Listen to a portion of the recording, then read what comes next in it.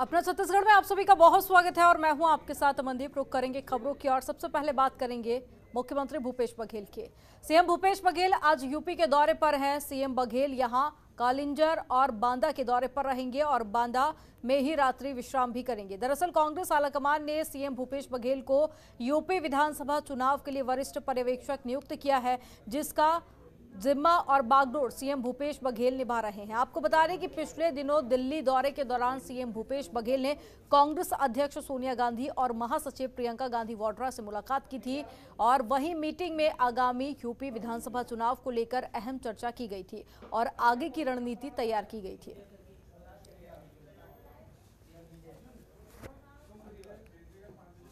राज्य के मंत्रियों से मिलना, मुख्यमंत्री से बात करना, ये कोई अलग अलग दल के सरकारें रही है और समय नहीं देना, ये तो मतलब समझ लीजिए कि अब उनके जाने के दिन आ गए हैं कि यदि मंत्रियों से भी आपको मिलने का और बात करने का समय नहीं है तो आपके घमंड जो है वो 7वें आसमान पर है। और जनता देख रही है, हिमाचल की जनता ने और हरियाणा की जनता ने और कर्नाटक की जनता ने सबक सिखाया है। अभी तो केवल उपचुनाव में हारे हैं तो 5 रुपये कम हुआ है। 5 राज्य के चुनाव होने वाले हैं, यदि इसमें निपटा तो समझ लीजिए जो 2014 के पहले जो एक्साइज ड्यूटी थी पेट्रोल डीजल उस दर पे आ जाएगा। तो असम विधानसभा चुनाव के बाद में एक बड़ी जिम्मेदारी और मुख्यमंत्री भूपेश बघेल को दी गई है। बांदा में सीएम भूपेश बघेल रात्रि विश्राम करेंगे। कई सारे कार्यक्रम यहां पर होंगे जिसमें शामिल होंगे मुख्यमंत्री भूपेश बघेल और साथ ही उन्होंने पत्रकारों से चर्चा करते हुए सत्ता पक्ष पर निशाना साधा और कई सारे गंभीर आरोप भी लगाए। तो उत्तर प्रदेश के दौरे पर हैं छत्तीसगढ़ के मुख्यमंत्री भूपेश बघेल,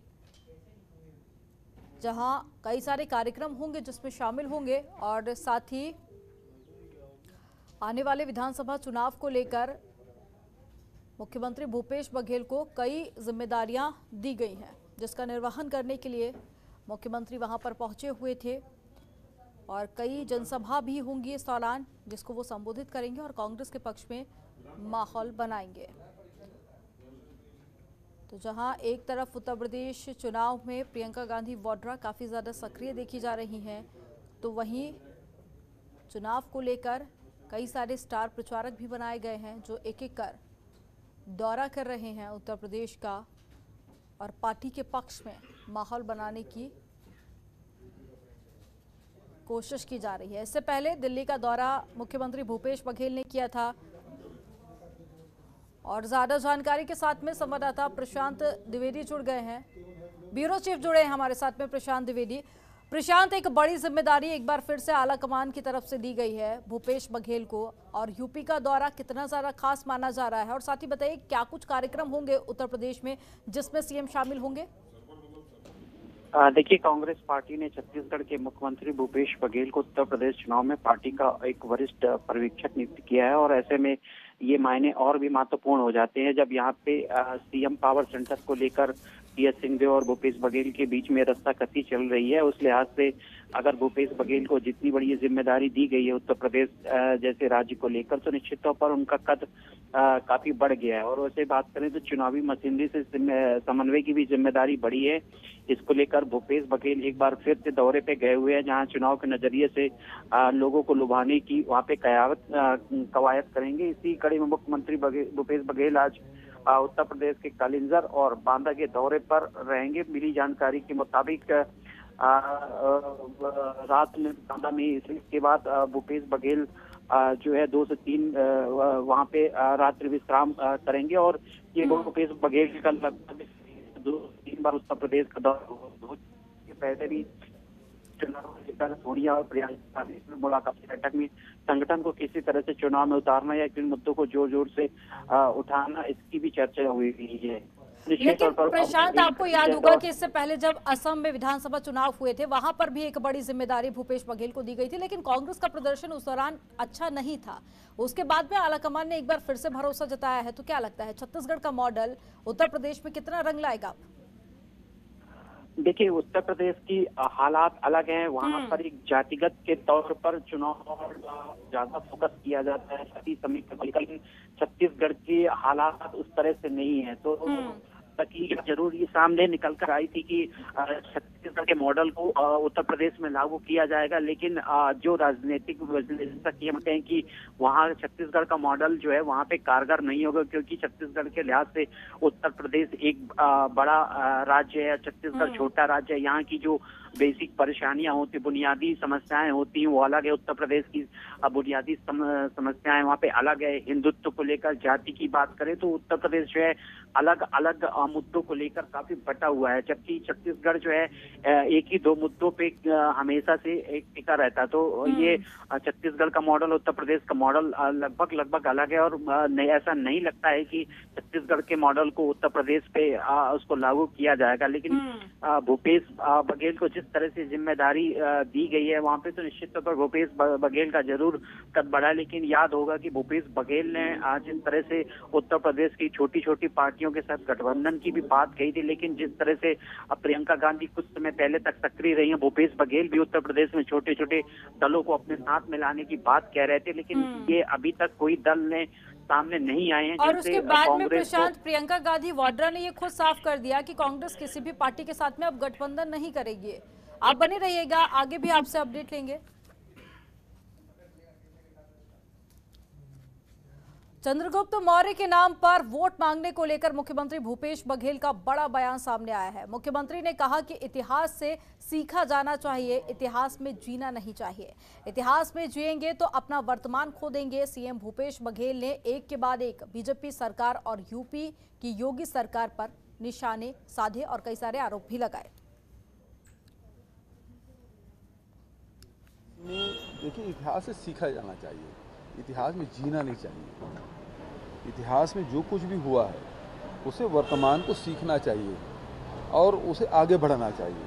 हम यदि इतिहास में यदि जिएंगे तो हम अपना वर्तमान खो देंगे। स्थिति ये है कि इतिहास के या महापुरुषों की कोई भी कही गई बात को आज की परिस्थिति में उसे बारीक से बारीक अध्ययन करके उसे इम्प्लीमेंट किया जाना चाहिए, जिसे वर्तमान पीढ़ी को लाभ मिल सके।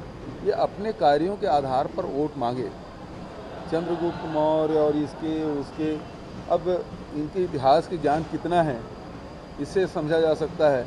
प्रधानमंत्री जी बिहार जाते हैं और तक्षशिला को बिहार का बताते हैं, जबकि विभाजन के बाद वो पाकिस्तान में चला गया है। जब वो गोरखपुर जाते हैं तो वो कहते हैं गुरु गोरखनाथ जी और कबीर जी सत्संग किया करते थे। तो ऐसी इस प्रकार से बातें करते हैं जो कहीं मैच नहीं करता।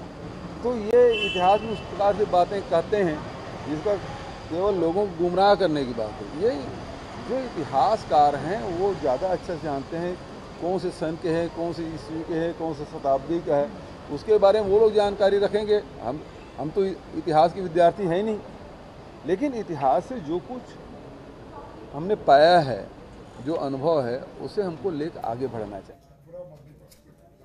और ज़्यादा जानकारी के साथ में हमारे साथ में ब्यूरो चीफ प्रशांत द्विवेदी जुड़े हुए हैं। प्रशांत, जैसे कि आपने भी सुना कि मुख्यमंत्री भूपेश बघेल ने कई सारे आरोप उत्तर प्रदेश की सरकार पर लगाए, लेकिन सिर्फ आरोप और प्रत्यारोप काफ़ी नहीं है ये इलेक्शन जीतने के लिए। और जैसे कि इससे पहले भी आपने बताया कि छत्तीसगढ़ का जो मॉडल है वो उत्तर प्रदेश में लागू नहीं किया जा सकता, क्योंकि दोनों ही राज्यों के चुनावी समीकरण अलग अलग हैं। तो भूपेश बघेल वहाँ पर पहुंचे हुए हैं, क्या लगता है क्या कुछ रणनीति रहेगी?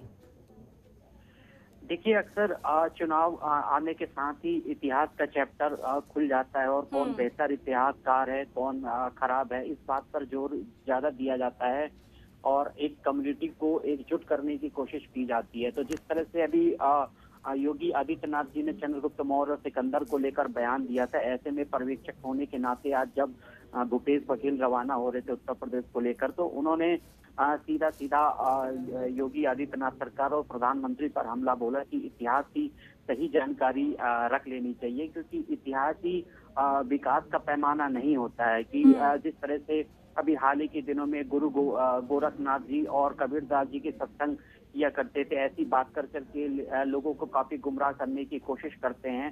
तो इतिहास को जानने के लिए इतिहासकार पर ही छोड़ देना चाहिए, लेकिन ये चुनावी बड़ा वो होता है कि जब आप चुनाव इलेक्शन में जाते हैं तो विकास की बातें दूर होती जाती है और इतिहास के पन्ने लगातार खुल जाते हैं। तो उस इतिहास के पन्ने से कई ऐसे विवादित मुद्दे होते हैं जिससे आरोप प्रत्यारोप का दौर शुरू होता है। तो इसी का एक ये पैमाना है कि योगी आदित्यनाथ जी के बयान को लेकर काउंटर कर रहे हैं भूपेश बघेल। लेकिन अब देखना ये दिलचस्प होगा कि उत्तर प्रदेश की राजनीति में ऐसे बयानों से किसको फायदा होता है। क्या हिंदुत्व पर बात होती है या विकास के पैमाने पर बात होती है। मंदिर, तमाम जानकारी साझा करने के लिए बहुत शुक्रिया प्रशांत आपका।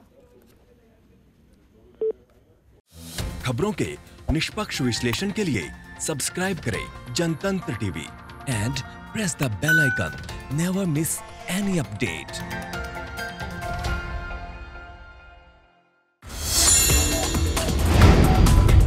Download the Janatantra TV app, available on Google Play and App Store. Download it now.